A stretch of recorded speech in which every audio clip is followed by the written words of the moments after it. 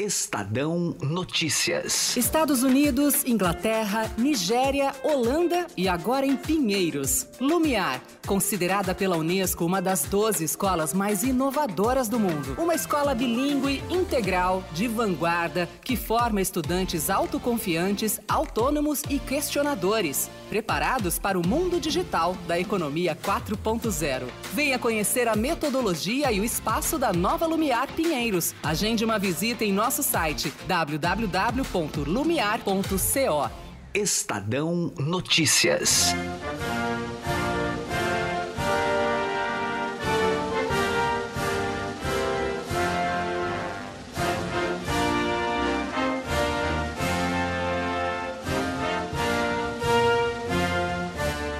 O processo de impeachment do presidente norte-americano Donald Trump está na fase de ouvir testemunhas no Congresso.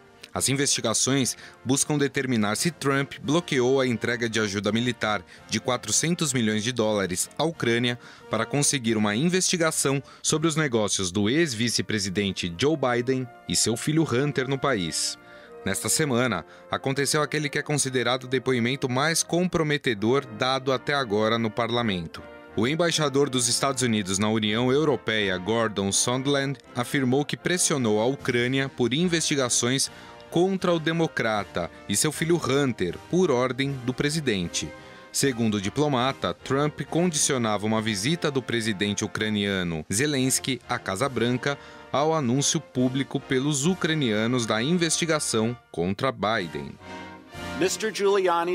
Os pedidos do Sr. Giuliani foram uma contrapartida por organizar uma visita à Casa Branca para o presidente Zelensky.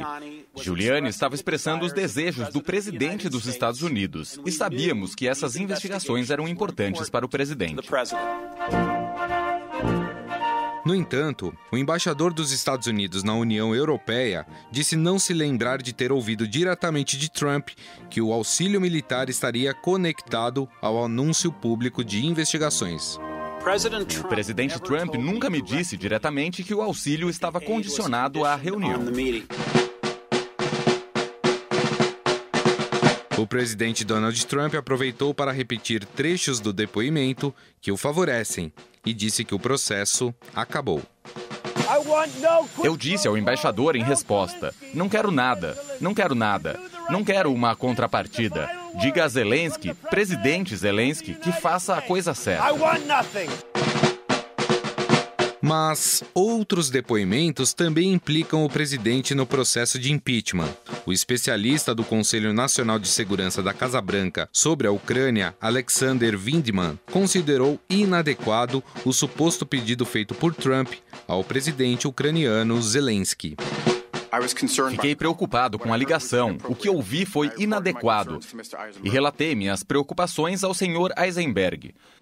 É apropriado que o presidente dos Estados Unidos exija que um governo estrangeiro investigue um cidadão dos Estados Unidos e um oponente político?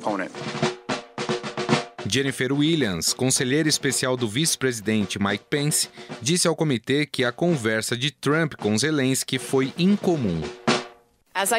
Como testemunhei, achei incomum o telefonema de 25 de julho, porque, ao contrário dos outros telefonemas presidenciais, observei que envolvia discussões sobre o que parecia ser uma questão política doméstica.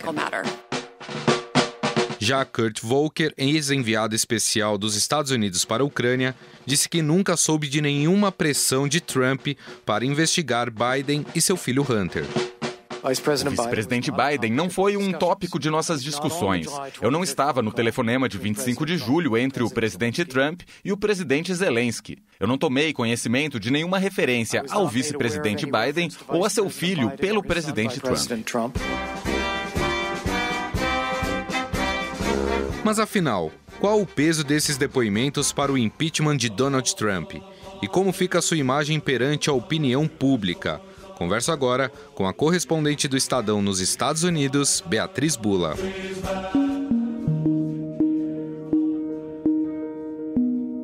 Tudo bem, Beatriz? Oi, Gustavo, tudo bem? Bom, Beatriz, nós já tivemos alguns depoimentos no Congresso, para os deputados, Inclusive, nesta semana, um que foi muito falado foi do embaixador dos Estados Unidos na União Europeia. Mas, afinal, de tudo que se ouviu até agora, qual é o peso dessas declarações? Gustavo, essa nova fase do processo de impeachment do presidente Trump, que é a fase das audiências abertas, desses depoimentos abertos, ela marca um momento que é muito importante para a oposição do Trump, que é de contar com o depoimento dessas testemunhas sendo transmitido em tempo real na televisão, no rádio e repercutindo em todos os meios de comunicação.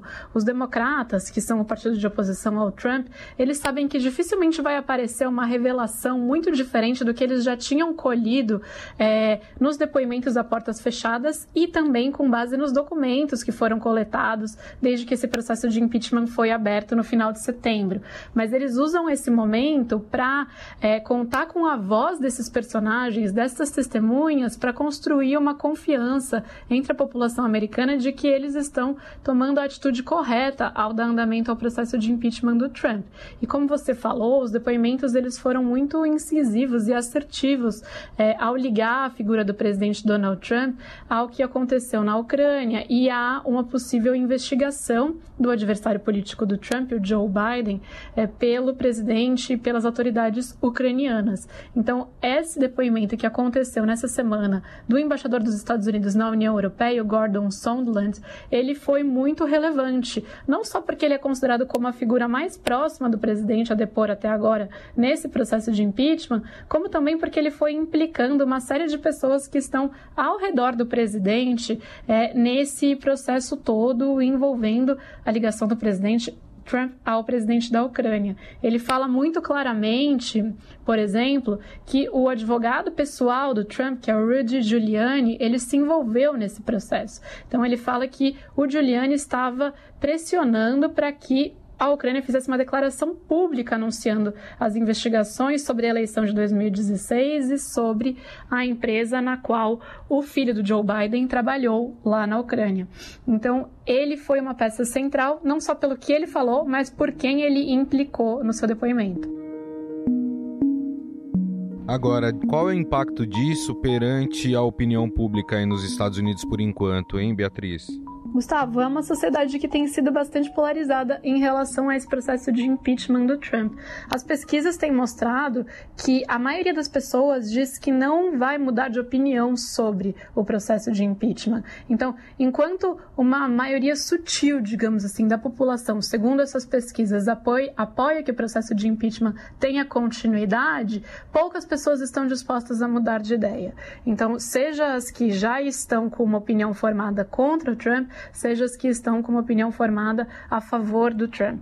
Então, este momento é muito mais para a oposição mostrar que ela não errou em abrir esse processo de impeachment. Então, para ela dialogar com a própria base eleitoral dela e conquistar, é claro, um caldo político, social, a favor dos democratas, a favor desse processo de impeachment que, de alguma forma, possa ser prejudicial ao Trump. Mas nem os próprios democratas veem algum risco de que o Trump seja removido da cadeira de presidente ao final desse processo. É exatamente isso que eu ia te perguntar, né? Hoje o Trump ele tem a maioria no Senado, depende do Senado para que ele seja impeachado, mas dependendo do que for apurado pelos deputados, pode mudar o pensamento de alguns republicanos no Senado ou isso é muito difícil, hein, Beatriz? Poder sempre pode, Gustavo, mas o que a gente sabe até agora, a gente já sabia há algumas semanas atrás, em termos desse processo. Então, não se vislumbra muita novidade para aparecer nesses depoimentos. Inclusive, os próprios democratas não estão querendo estender esses depoimentos por mais tempo, nem eles imaginam que vai aparecer uma grande revelação.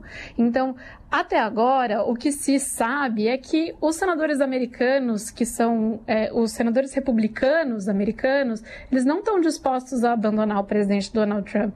E é preciso ter 2/3 do Senado para conseguir aprovar esse processo de impeachment e remover, finalmente, o presidente da cadeira de presidente dos Estados Unidos. Então, o Trump está bastante confortável com relação a isso. Não tem nenhuma sinalização de que ele vai sofrer um impeachment no Senado. Ele deve, sim, sofrer um impeachment na Câmara, mas aí, quando a coisa vai para os senadores, muda de figura e fica muito mais favorável à situação dele. E, diferente do que acontece aí no Brasil, o presidente ele fica no cargo até o final desse processo do Senado. Ele não é afastado em nenhum momento.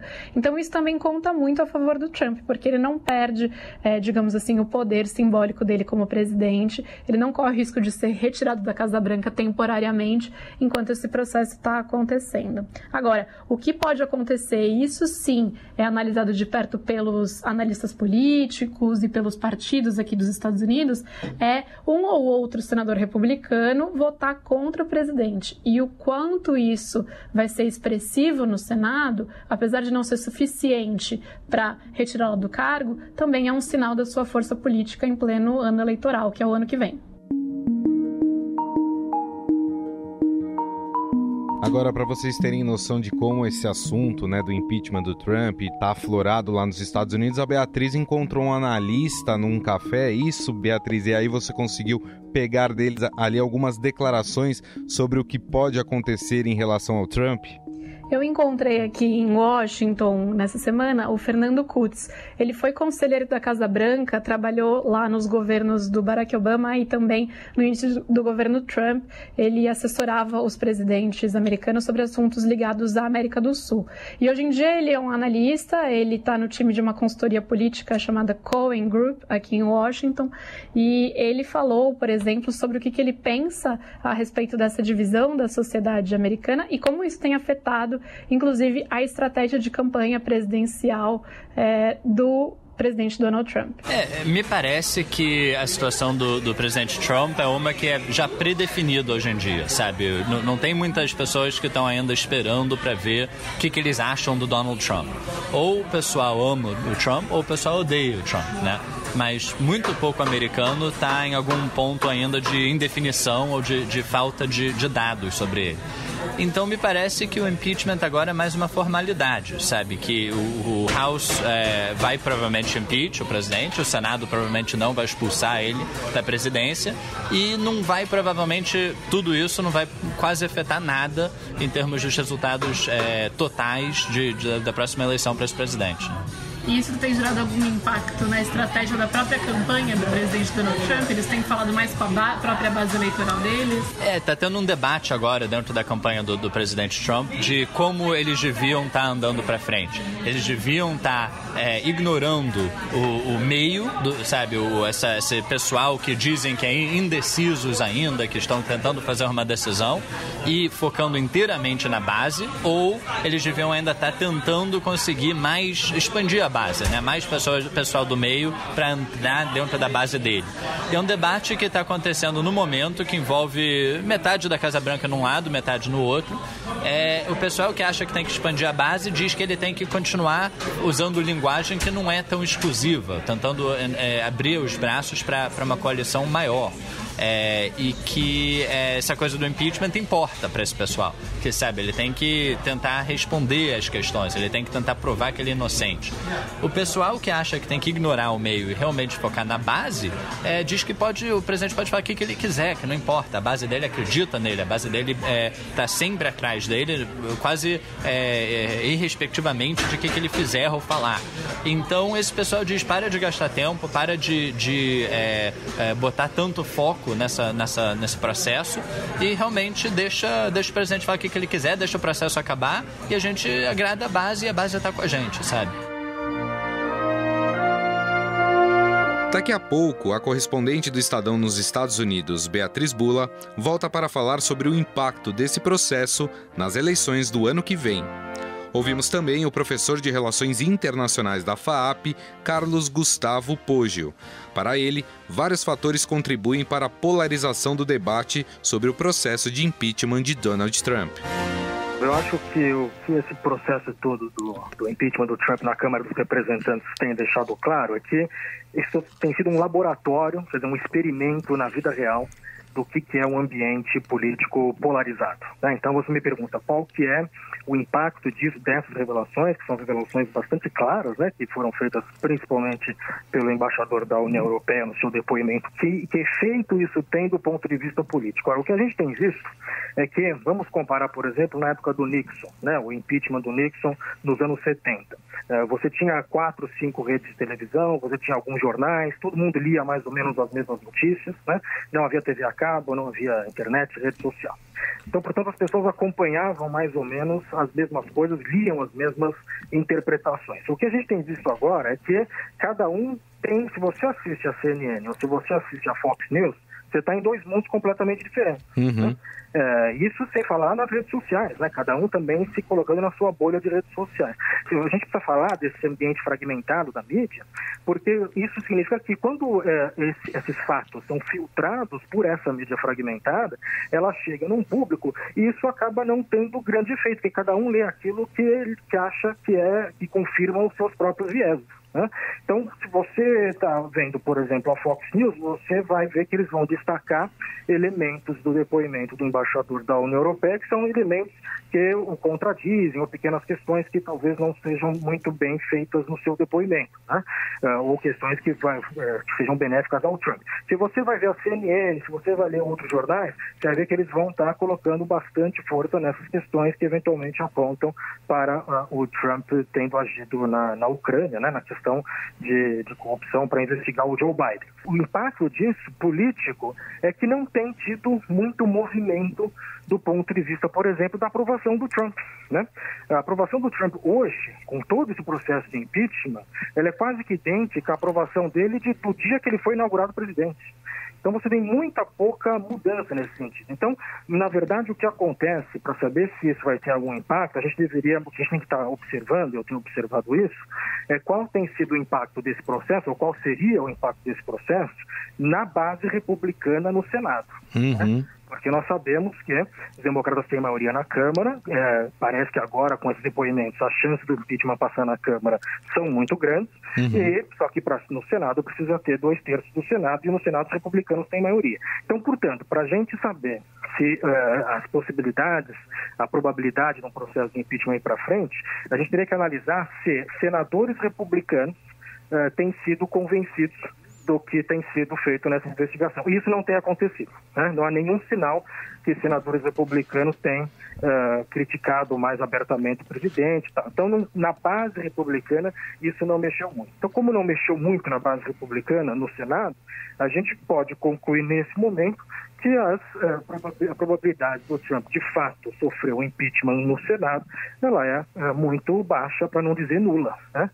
Vamos lembrar que nunca um presidente americano, aliás, sofreu impeachment no Senado. Né? O do Clinton foi a mesma coisa. Né? O projeto do Clinton foi aprovado na Câmara dos Representantes e não passou no Senado. Né? O do Trump, eu creio que todas as indicações apontam para que vai seguir o mesmo caminho. No ano que vem, os americanos vão às urnas escolher um novo presidente. E, por enquanto, Donald Trump é o candidato à reeleição pelo Partido Republicano. Já por parte dos democratas, nomes como Bernie Sanders e Elizabeth Warren ganham força. Afinal, qual o impacto que esse processo terá no pleito? O impeachment é um importante aliado dos democratas? Vamos voltar a Washington, nos Estados Unidos, para conversar sobre o tema com a correspondente do Estadão, Beatriz Bula. Agora, pensando em eleições americanas do ano que vem, Trump já disse que será candidato à reeleição.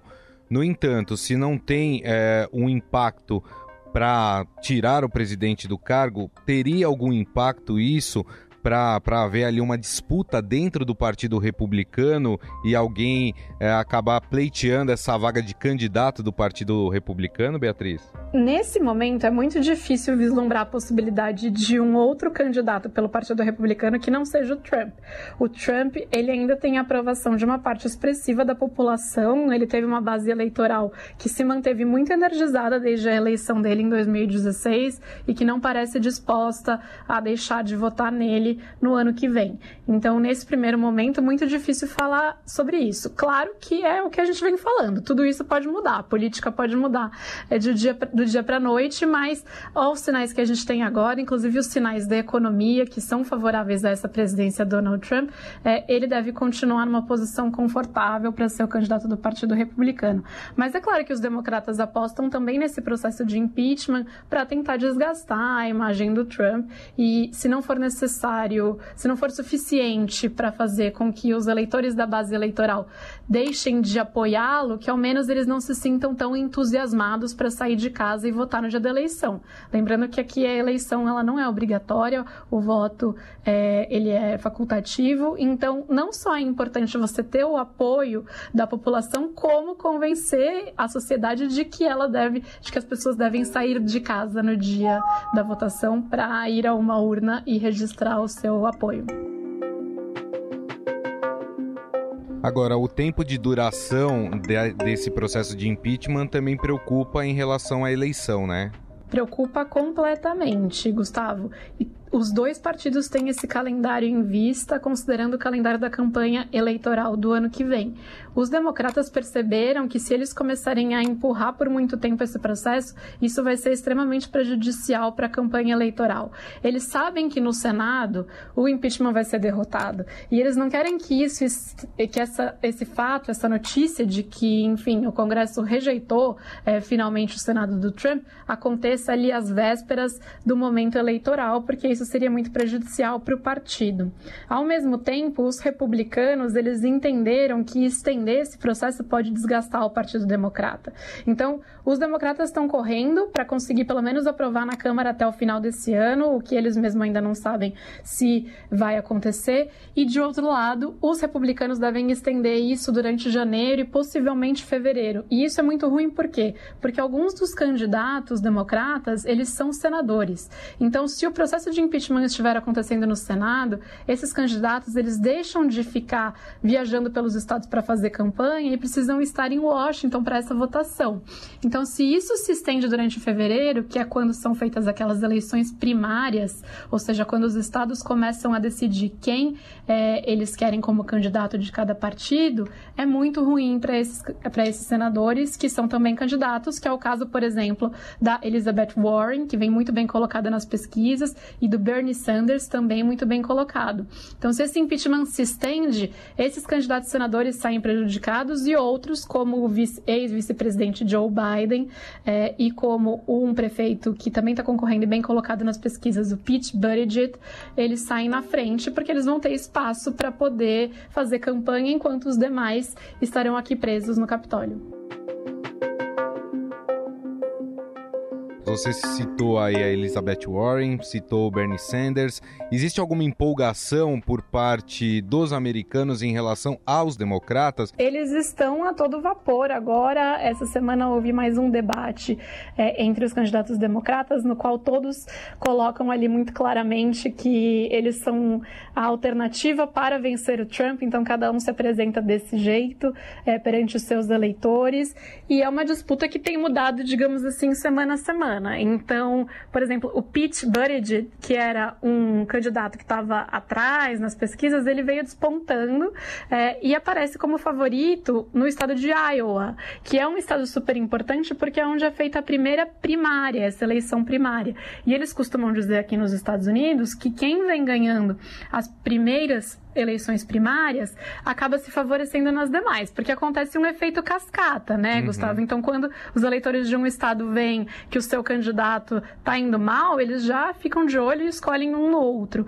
Então, o Pete Buttigieg saiu bem nesse começo, nessas pesquisas para as primárias de Iowa, mas a Elizabeth Warren, o Bernie Sanders e o Joe Biden também têm se colocado muito bem. Há uma divisão entre esses quatro especificamente, de lados. Então, todos são democratas, mas a Elizabeth Warren e o Bernie Sanders, eles têm se apresentado como uma alternativa muito mais polarizada nesse espectro político, ou seja, uma alternativa mais à esquerda, mais progressista, enquanto o Joe Biden e o Pete Buttigieg se apresentam como candidatos mais moderados.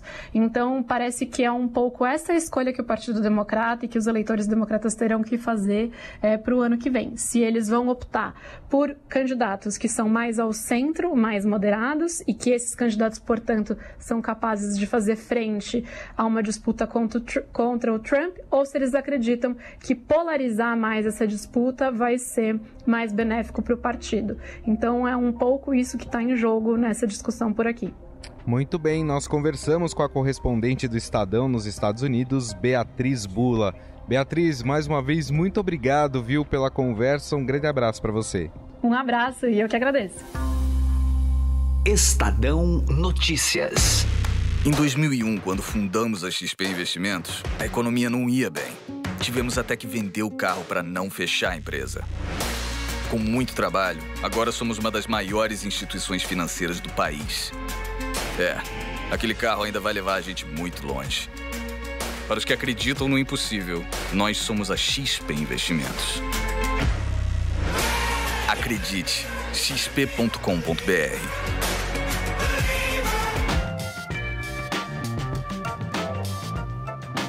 O Estadão Notícias desta sexta-feira vai ficando por aqui. Contou com a apresentação minha, Gustavo Lopes, produção de Leandro Cacossi e montagem de Nelson Volter. O diretor de jornalismo do Grupo Estado é João Fábio Caminoto.